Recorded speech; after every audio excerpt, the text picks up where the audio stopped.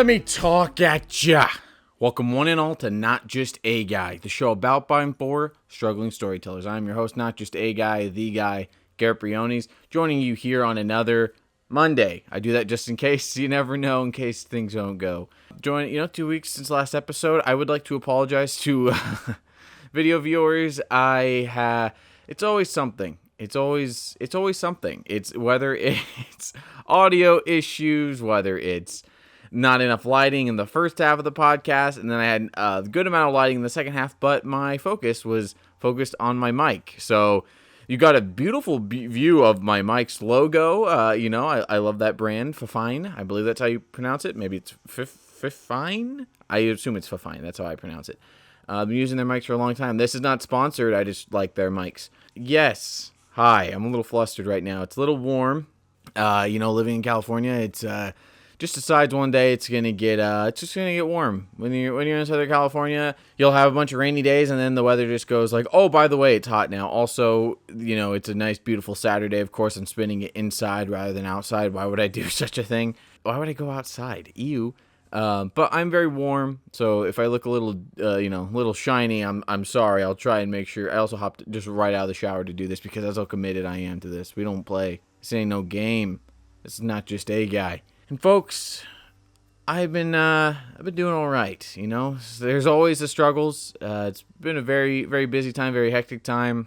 Trying to stay afloat, trying to almost back into writing. I took a little bit of a writing break. I've talked about that. Make time. We talked about making time to make time for your creative work, but I've also talked about how you gotta take breaks sometimes, and it's okay to take breaks. It's not a bad thing to take a break. I definitely needed one, and doing so it just made me itching and craving to be writing again. That sounded very weird, but hey, that's just what we do here. Oh my lord! Like I said, there's yard work going on around me, so that catches up on the mic. I'm sorry if it doesn't. Ignore everything I'm saying. It will, except for the actual meat of the podcast. Don't ignore that. Just ignore anything else. I really like doing this podcast.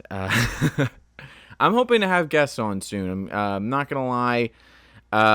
It is hard. I'll be completely transparent. It is hard to do a podcast when it's just yourself a lot, especially when you're like me and stuff I got going on isn't always going on. And I try to be transparent and honest on here, and that's a case of me being transparent and honest. I feel like often I don't have a lot to say, but I try to speak from the heart, and I find something to say, something that I realize has been nagging me or something that's under the surface. And that kind of gets us into one thing I want to talk about today, which is chasing algorithms. That is a big thing. We live and die by the algorithm, which kind of sucks. It's maybe how you even found this podcast, or how you found the audio version. Maybe the video popped up in your feed. Maybe you saw a post on social media. And I hate chasing the algorithm because I suck at social media. I feel like people don't find my social media stuff that interesting. And, I use it just because I like to post pictures of my dog and post stuff about things I like, or send stuff to friends. Actually, I don't really send anything to friends, if I'm being honest. I will tell people right now, in my personal life, I'm probably the most boring person to have social media interactions with, because I don't really I do occasionally send stuff on social media, but it's very few and far between. I'm usually the person that gets sent stuff because I just don't. I'm at a point where even though I still use it a lot, I want to use social media a lot less because I just kind of hate it. And I think it just eats up time, and I just be rather doing pretty much anything else, I should say. But also just anything. There's probably 50,000 things I'd rather do than do that. I've been chasing the algorithm recently. We have two social media that we use here on Not Just A Guy. We use Instagram, we use TikTok. That's it. I'm on some of the other stuff. I don't really use it. I have Threads. That's the Twitter alternative I've kind of chosen. I have that, and I do have a Blue Sky, but I have a few more followers on Threads, so I'm just and you can just post some stuff from your Instagram there. I've just kind of chosen that one. That I haven't really noticed any traction on Blue Sky, but then again, that is me chasing traction and chasing likes and reposts for my projects and stuff like that. But recently, I've been I've been neglecting the Instagram a little bit more at Not Just A Guy Pod, trying to do that more, get the show some more eyes, more ears. But I've been doing a lot on TikTok recently, and hey, sometimes chasing the algorithm is addicting. I can tell you that right now.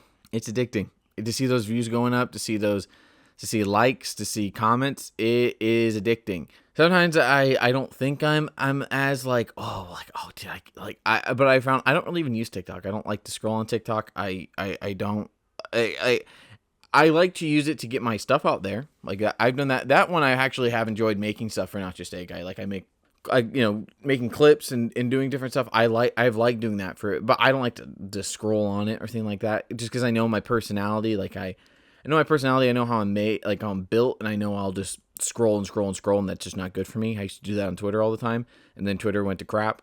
RIP to a real one. Yeah, my account's gone. I used to love Twitter. I will be completely honest. I used to love Twitter. That was actually my favorite social media. And then something happened. I wonder what it was. It just wasn't what I wanted it to be anymore. It literally changed its name and logo, and I just didn't like the thing that it became. And I got off of it for a little bit, and then I brought it back. I didn't post on it. I just scrolled on it, and then even when I did post I posted one thing. It was like a reaction to Daredevil. Even then, I felt dirty. I felt disgusting. I felt vile. I felt like I needed to go take a shower and then take a shower after that shower and then disinfect myself. I felt disgusting that I used it again. So I just deactivated my account. I'm just like, you know what? I'm good on it. I don't need it. I did like it because it was an easy way to stay informed with the trades and what's going on in the industry and with reviewers and stuff like that. And some of the alternatives have had some of that, but even then, it's just they just don't hit the same. I'm not gonna lie, some stuff on there is just like it's obviously just engagement, farming, and just people trying to get. Not that there wasn't that stuff on Twitter, but it's just like on these newer ones, just is so boring. Like. I didn't think that this was going to be a huge takedown of current social media, but I just find I mean, like I said, I've chosen Threads, and I'm trying to maybe start posting. I'm just going to post projects on there. You're not going to get any hot takes from me. Maybe occasionally I'll say the movie, like I posted about Indiana Jones and the Great Circle, which I finished and I loved. I posted about that on Threads. Maybe occasionally you'll see stuff like that. We're celebrating other people's art while also posting my own. But I find them all just boring because it is just people, just engagement stuff, and I just find it. And then the algorithms and what they think you want to see, I'm just so tired of the algorithms. That's what it is. I'm so tired of them. But I've been trying to post more on the TikTok, trying to make that a viable, like a quick alternative to a quick bite, maybe a Quibi. I wonder if anyone had that idea. Just quick ways to get some of my favorite moments from the podcast out. That's what I used to on TikTok post, like little cut down, like almost like a mini episode. Like I would just take like these big little big chunks and just put those as like a mini episode. Now I'm doing more so like clips. I've been going back to some of the older episodes, Not Just A Guy, trying to get some more eyes on those. And it's been going well, I actually have been getting good responses and stuff like that. I'm not going to be making bank off of this thing. That's not what I wanted to do at all. But it's been nice to get a few more eyes. I'm hoping that may eventually lead to more views and listens. I don't need 100,000 views, and I don't need like a bajillion people listening. It would be nice. That's not what this podcast is, though. It is just a place for like-minded, struggling storytellers to just have an outlet and just be able to talk about how, man, it do be hard out here, and it's never been easy to be an artist, especially to make a living. Well, for me, it is easy to be an artist. It is easy for me to tell stories. It is easy for me to write down ideas, things like that. The process can be difficult, but it can also be enriching in its own ways. It is the trying to make your art, trying to get paid for your art, make that into a living. I was actually just listening to, when I was going through clips, I was going through my episode with Ken Knapsack, and we kind of talked about how he mentioned, artists should be paid for their work. It should be something that could be viable as a living. And for many people it is, but for a lot more, it is not. It's not surprising for an artist to go hungry. It's not surprising for an artist to struggle to make the rent. And look, I'm in that boat. I don't think did a PA gig, but also that wasn't my own art. I've never been paid for my own art. Not that I need to. I don't need to. That getting a monetary return for my art that's not what I need to satisfy me or what I'm doing this for. But we have to realize this world sucks, and capitalism is a real thing. it would be nice to get to a place where I don't have to worry about that. I had someone I know from my personal life talk about how, like, he commented on one of the TikToks, David James Henry. We went to film school together. He commented like something along the lines of, it's, you don't do it to get paid, or you do it because if you didn't do it, you would die, which I think is correct. And I agree with you, David. But also, we live in a world where I have to work in a job outside of my industry to keep food in my stomach. I joke, I say these things in funny ways. I said in a previous episode, I want to be able to afford Taco Bell. That's a real thing, because look, again, also, this is not a fast food podcast. This is not me trying to get sponsored by Taco Bell. Wouldn't turn that down though. But sometimes that's all that's affordable on my budget, because, like, folks, tax season hit your boy. It did. And I'm sure it hit a lot of other people who are struggling to, not even people just in the field of art, but just in general. But it's been rough, and I'm trying my best to, there's a lot of, my fiance has put a lot of funds towards the wedding, and I'm trying to do the same and trying to help out. I haven't put as much financially into it, but I want to. So, like, my money's going there. My money's going to rent. My money is going to, utilities, and it going to student loan payments. And a lot of those are things that, look, I made decisions to financially, and I thought would benefit me. And am I great with my money? No.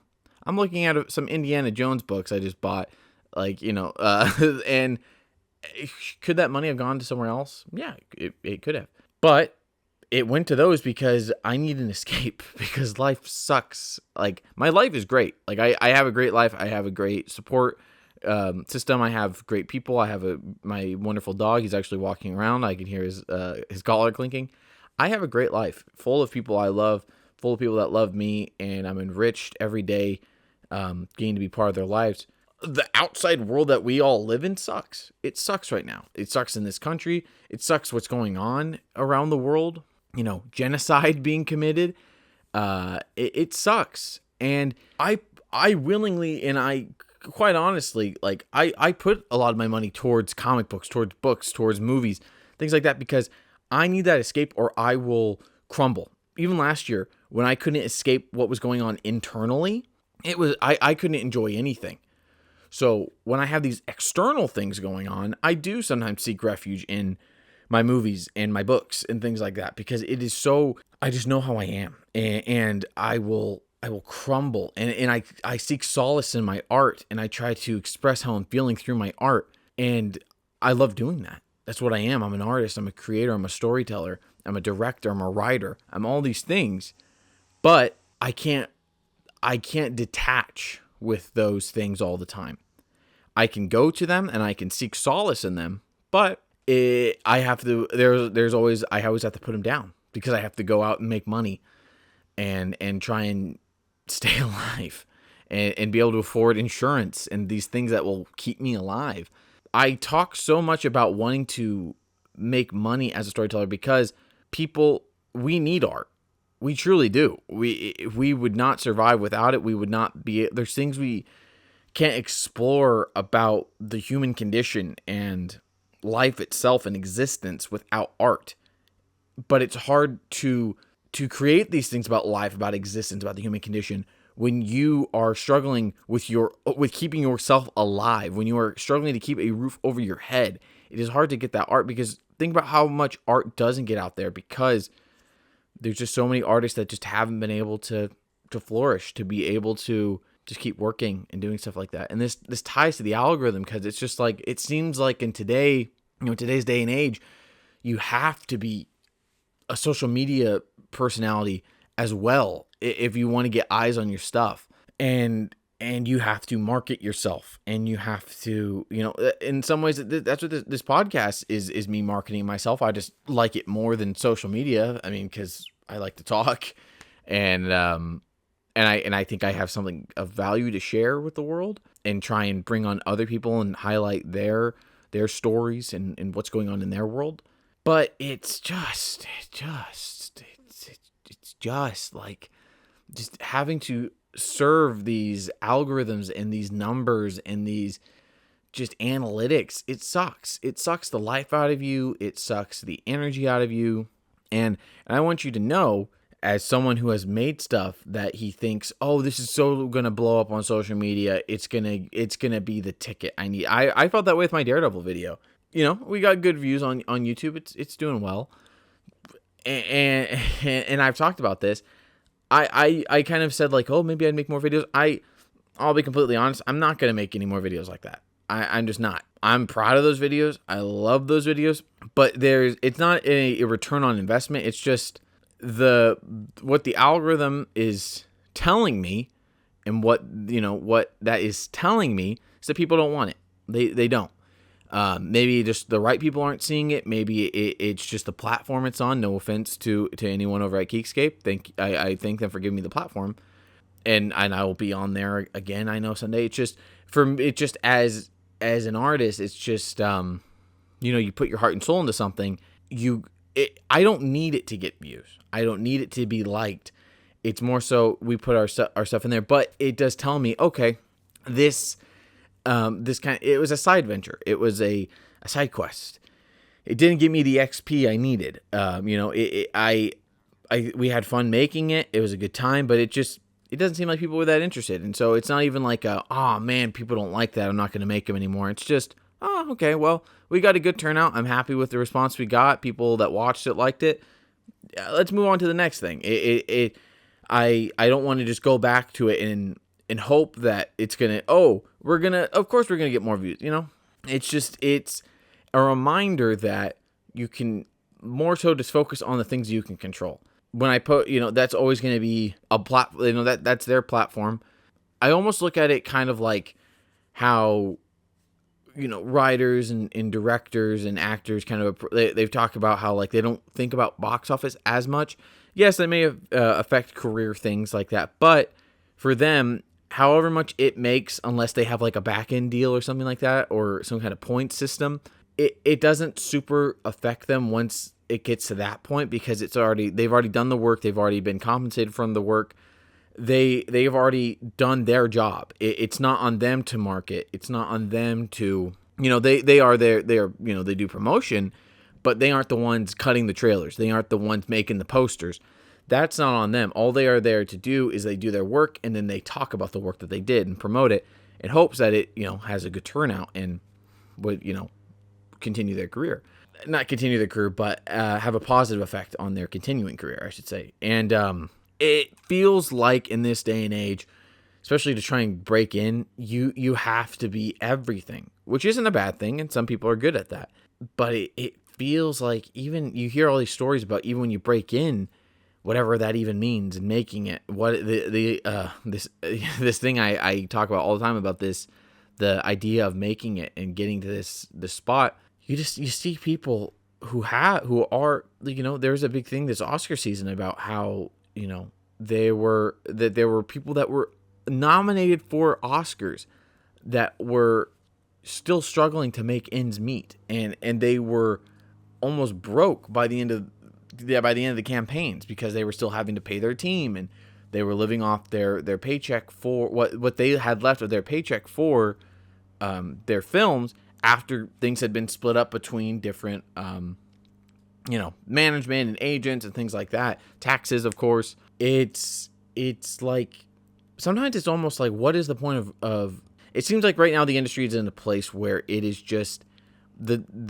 it's always been like this, where like the top of the top they're good, they're fine, they're getting their stuff, but it's like, even to just, it's like you have to, just making it into projects even consistently isn't enough nowadays. And you even kind of see it where people are becoming more than one thing. They are becoming entrepreneurs, and they have wellness brands, and they have spirits, they have, gin and vodka, and like they have all these things, think about like Casamigos and things like that. That really changed a lot of things. And they have podcasts, and they have all these different avenues.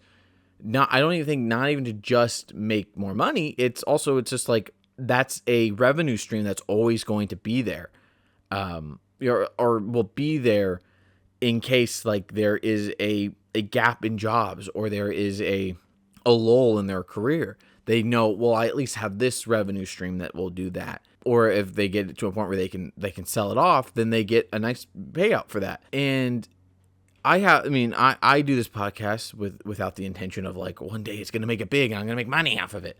That's not why I do it.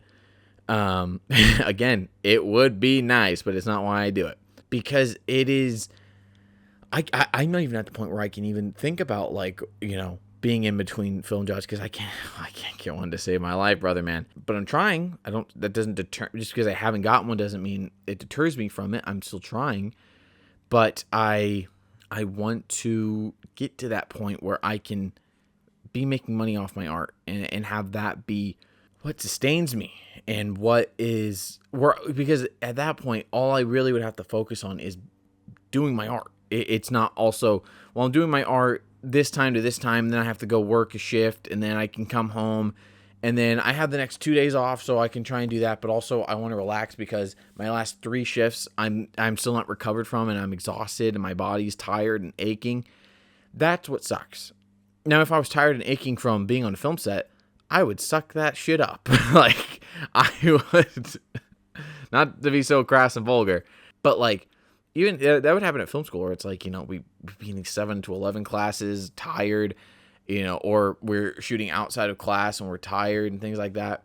But I wouldn't care, because I was on a film set having fun and creating and trying things. Or, I'd have a 7 to 11 the night before. It wouldn't be till midnight till I got to bed, and I have to wake up for like 9 to 1. I was trying to think what our classes were, things like that. But I wouldn't care.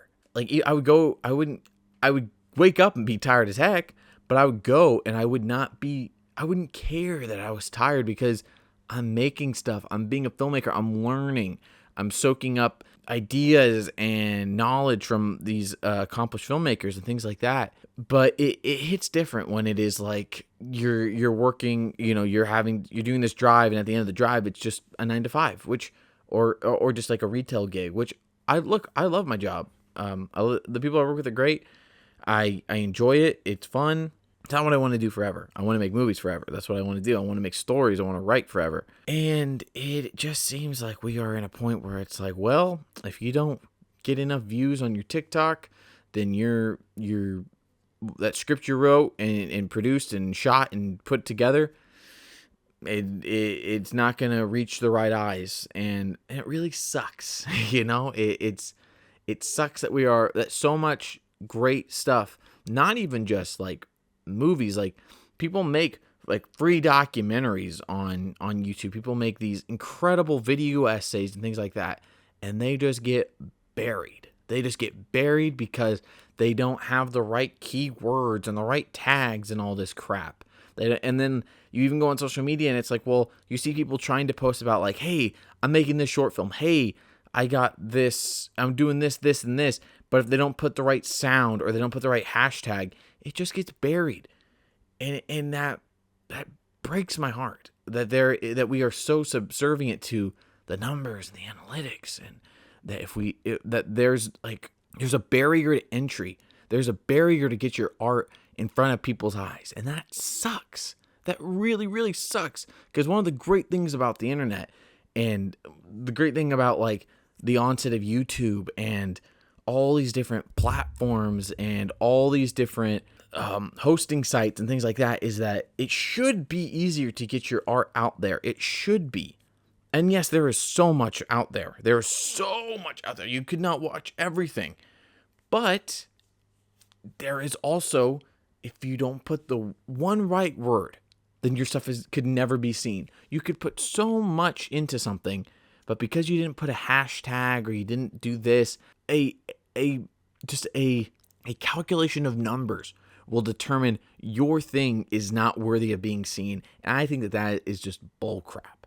I think it's awful. I think chasing these algorithms is just awful. Like, and I say this as someone, I've just, like I said, I've been trying to get more views on the TikTok, but I'm choosing the clips that I want to do.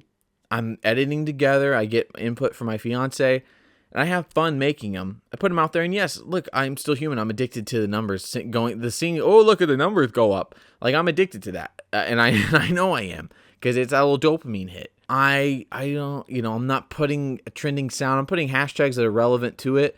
I'm not putting a sound that's trending, and I keep getting all these. That's what my feed now is all full of. Is just like, use this trip to go trend. Use this this trick and you'll trend or whatever. And I hate it because I just want to make the thing and put it out there. But it sucks to know it's not going to reach as much people because I'm not playing the game, because I'm not doing what I'm told, because I'm not appeasing this thing that's determining, well, you didn't do this thing, so 5,000 less people are going to see it because you didn't play ball. And I think that sucks. I would rather take that ball and go home and play a different game entirely, because I think that is a crock of crap. Anywho, I didn't mean to be so down. I feel like I really got down in the dumps, down in the dirt right there. It's just been an interesting time. Like I said, I am hoping to get more guests on soon. I've talked about this in the first out. It is hard sometimes when it's just a solo episode, because as much as I like to speak, I feel like I run out of stuff to say, and I don't want to ever feel like I'm just saying stuff for the sake of saying things. But I'm really hoping to. I would like, in a perfect world, to have as many of the guests I had in 2023. I would like as many of them to return as possible, so we can kind of see. I always had that idea of last year in 2024 when I was doing episodes, I thought, around the time it's been a year since people were on, I will have them on to see like what difference did a year make. And obviously I took a very long hiatus last year because I just felt awful and horrible. And I didn't want to, it probably would have been the perfect time to do the podcast, but I physically could not get up and go do it. And I just felt awful all the time. And there was a week there where I felt like sick to my stomach every single day, just because of how I felt here and here. For audio listeners, sorry, I pointed at my head and my heart. I kind of missed out on that opportunity, but I'm like, well, now it's been a year plus. And so I want to have Emily back on, my fiance, editor of this show. I want to have her back on and see how she feels, nearly 2 years after her last appearance. I'm going to have my best friend in the world, Rob Lara. I'm going to have him on here. And he's had some big life changes that have happened in between episodes. We talked about it a little bit in that episode, but he is a father now, and he is in a different chapter of his life. And we talked about kind of like what he wanted to do in 2024. In 2023, we talked about like, well, what do you want to do? What do you want to be? Where do you think you can go? And so now it'll be fun to have him. It'll be fun to have him. It'll be fun to have him and see how his life has changed now that he is a father, how his priorities changed. Where is he? I want to have Campbell Russell Troutman back. He has already been on the show twice. He's the only person that has that distinction. But yeah, have him back on, see where his writing is going. Love to have Chris Hall on. Back on. I feel like he and I are very much in similar boats, where we have been working retail jobs, and then he has also been working a job in the creative field, but he still has been working retail jobs. Let's talk about that work-life balance again, kind of see where he is now. We'll see if we have another episode with him, Campbell, and I. Last time was the longest episode to date, nearly 2 hours. That was a wild one. I was listening back to that one for clips, and that one is crazy. That's one of my favorite episodes we've done. At the time, I was numbering episodes. I don't do that anymore because I don't care. But that one was 11 and a half at the time. That just shows you how wild that one was. It's the only episode that has a 0.5 in it. But there's also so many people that I want to have on for the first time. My good friend Julian Dagnino, who I've met through my retail job, and he's a big fan of the show. He's probably the number one fan, maybe number two. Laura listens pretty reliably, so I would love to have him on. He too went to film school. We are from, we both have spent and done our time in the 559. We always talk about film, and he has so much that he's written that he wants to continue to write, and he's also has so many stories that he can talk about his time in film school, his time trying to do things in the film industry, his history and relationship with Roddy Piper. He worked as his assistant, and he has some wild, he's always telling me stuff. Maybe not all of it will make it to the air. I'll let him choose what stories he wants to tell.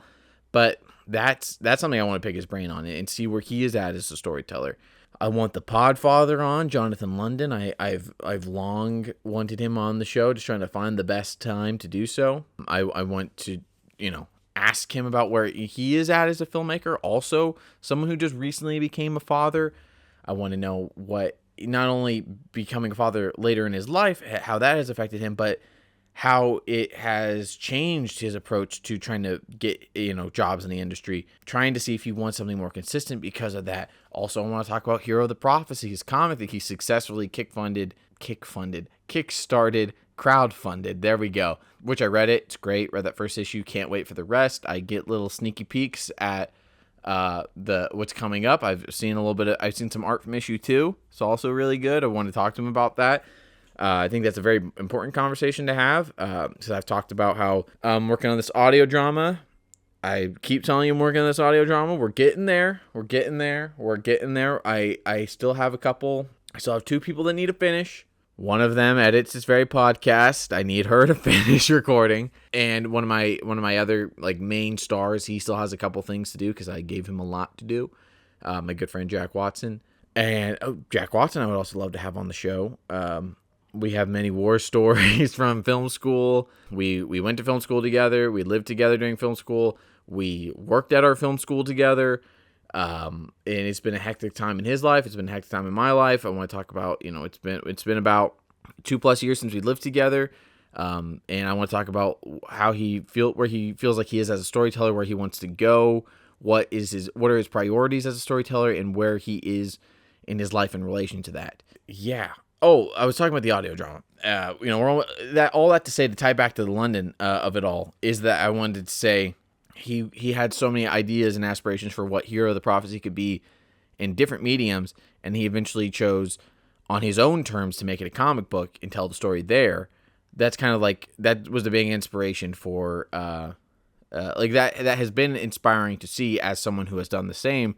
Most of the ideas of this first volume of audio drama episodes, they started as script ideas, and I realized I am so far off from having the means of doing this and getting money for these things to make them. So I decided, let's make an audio drama after the recommendation of my friend Johnny Rome. I want Johnny Rome on this podcast. I've been trying to get Johnny Rome on this podcast. I think y'all would love them. I want them on here. They are very busy. They're doing a lot of stuff. They are, I think, in a different state right now. I don't know which one. I need to check up on them. But I've wanted them on the show for a long time. I think that they would be a great guest. And then, just figuring out who wants to smoke? Who wants the smoke? Who wants it? Who wants to come on this show, talk about your struggling story? If you're someone I know, hit me up. Let's get you on the show. Would love to. I want to talk to people. I also want to get Felix Miles back on the show because it's effing art is one of my favorite episodes we've done on the show with Felix. Love Felix. He's actually getting married here pretty soon. He's getting married right before me. Trying to get married before me. I see you, Felix. But I don't know what's going on.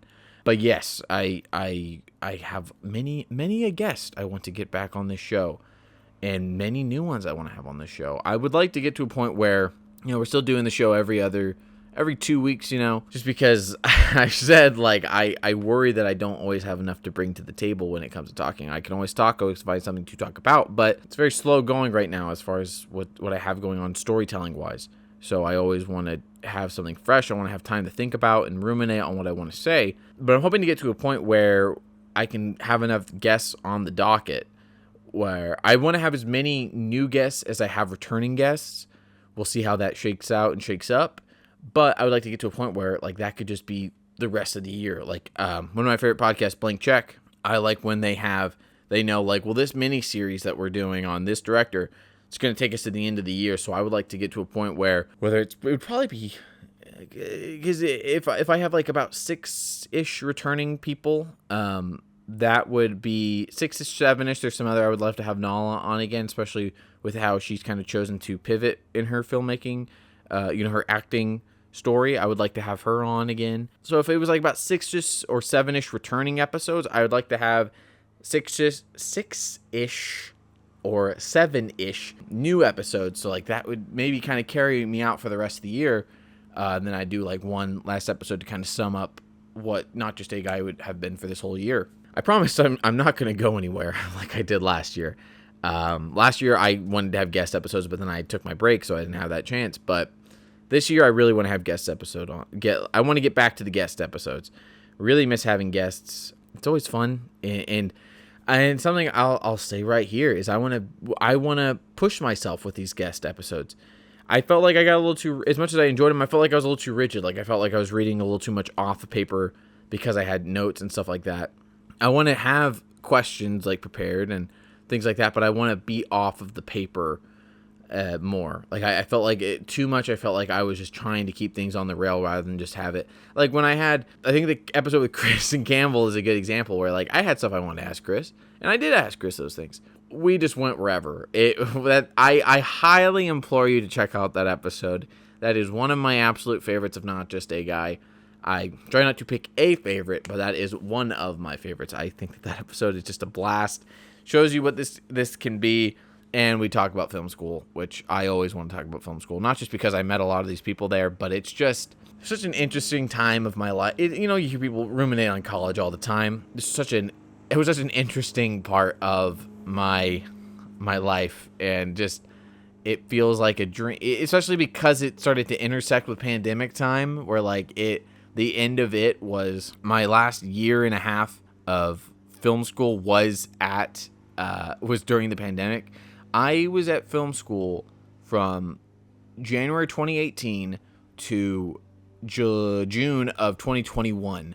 So I had all 2018, all 2019, and then just 3 months of 2020. We're at film school in person in Tarzana, Columbia College Hollywood, and then the remaining rest of 2020 and that bit of 2021 were pandemic at home. And I was going to school, but I was in Porterville. I was back home. It was very weird. It was very, very weird. But I love looking back on that time. It's so much happened in such a small amount of time, and I love going back and talking to people. And I think it's important. It's a conversation I always want to have about film school, is like whether you need it or not. And I like to pick people's brains on that, and whether they think like, would you tell someone right now in the year 2025 they should go to film school? I have my answers. I'm actually working on something related to that. We'll get to that later. Yeah, it's just how it goes, how it do be. But I think that's going to do it for this edition of Not Just a Guy. We had a good little chat. I got lost in my anger at the algorithms and the numbers. I really hope that's not too loud. I'm passionate about this stuff. And I get lost in my passion sometimes because I just don't like the way that things seem to be going. And I just wish that things were just not so complicated. No, I'm kidding. The world's always going to be complicated. I just wish we weren't always getting just kicked into the dirt every 5 seconds, That's just how I feel, and it bums me out that's not the reality. But, what are you going to do? Find people that you love.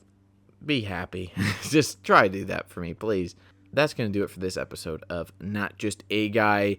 If you are watching on the YouTube, please like, comment, subscribe. That stuff does help. And see, there we go. I'm chasing the numbers, chasing the algorithm. I'm playing ball.